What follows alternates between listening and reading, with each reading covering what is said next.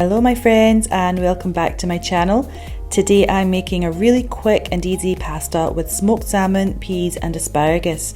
You can swap the salmon with chicken if you prefer, or even prawns, just eat what you love. Here I have a bundle of asparagus which I'm preparing by snapping off the woody ends. So each asparagus spear has a natural breaking point, so if you hold it at each end and you gently bend it downwards, it will naturally break. Discard the ends as they're woody and they're not so nice to eat.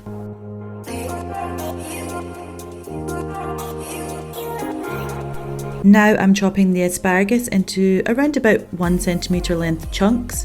The smaller you chop them, the faster they will cook.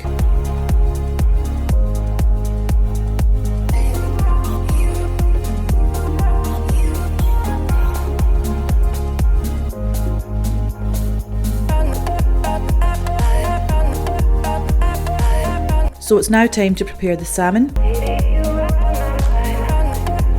I'm slicing it into strips around about 1 centimetre wide, and then I'm going to turn it around and slice it again into 1 centimetre strips.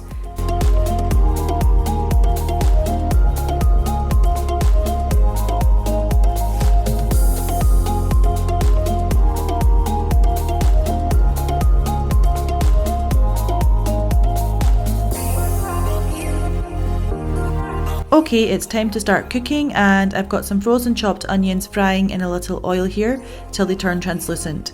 Frozen onions save so much time on chopping, which is why I use them all the time.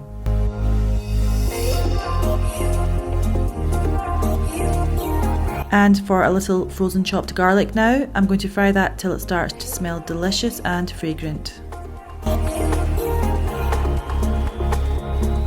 Time to add the asparagus now, and I'm going to fry these little beauties till they're just cooked and no more. I want them to be crisp but still tender. Now for some all-important seasoning, I'm going in with a little salt and pepper. And of course my absolute favourite garlic granules or powder. Now this adds so much depth of flavour that the fresh or the frozen stuff just can't do, which is why I just love this stuff.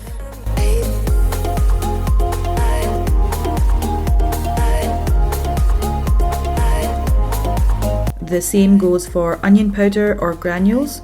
I'm adding some here for more depth of flavour, as well as a sprinkling of Italian dried herbs.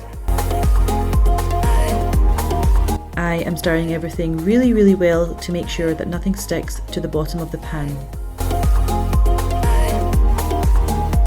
After a few minutes, I'm just giving the asparagus a little taste to see how it's getting along, and I would say I'm about 3 to 4 minutes away from where I want it to be, which is the perfect time to add in the salmon.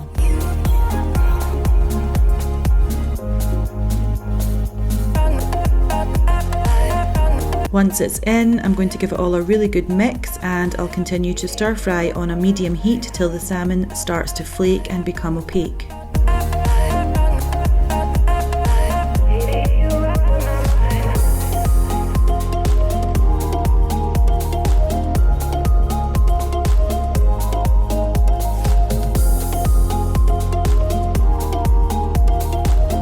Now it's time for the peas. I add them in straight from the freezer, and I like to give it all a really good mix, breaking up any large chunks with the wooden spoon.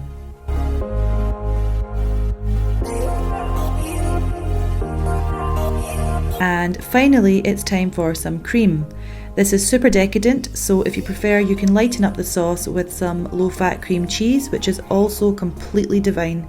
Keep the heat low now and mix till everything is combined.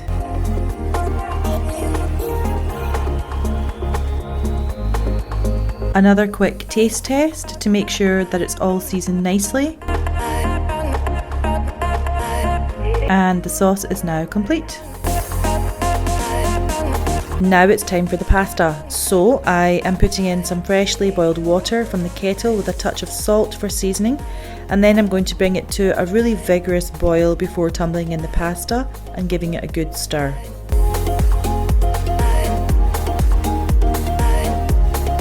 I want to cook my pasta al dente, which means it will have a little bite to it. So to do this, cook the pasta a couple of minutes less than it says on the back of the packet and taste it. If it's still chewy, it needs a little more time, so continue cooking and checking every 30 seconds or so until the pasta has a nice firm bite and it tastes cooked. I'm pretty happy with that, so now it's time to transfer the pasta to the sauce. I'm using a large slotted ladle here, so I don't need to bother washing any more dishes, but also because it will bring some of that lovely starchy cooking water along and will help to thicken the sauce. I'm giving it a really good mix now to make sure every ridge of pasta is covered in this delicious sauce.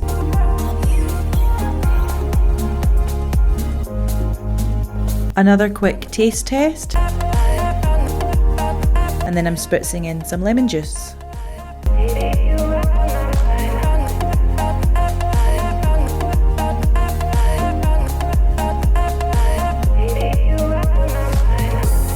Italians, look away now because I'm breaking all the rules and mixing parmesan with seafood.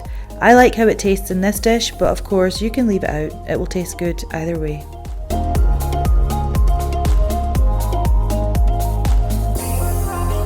And that's it guys, dinner is now ready and it only took me 20 minutes. It tastes so good, I hope you try it.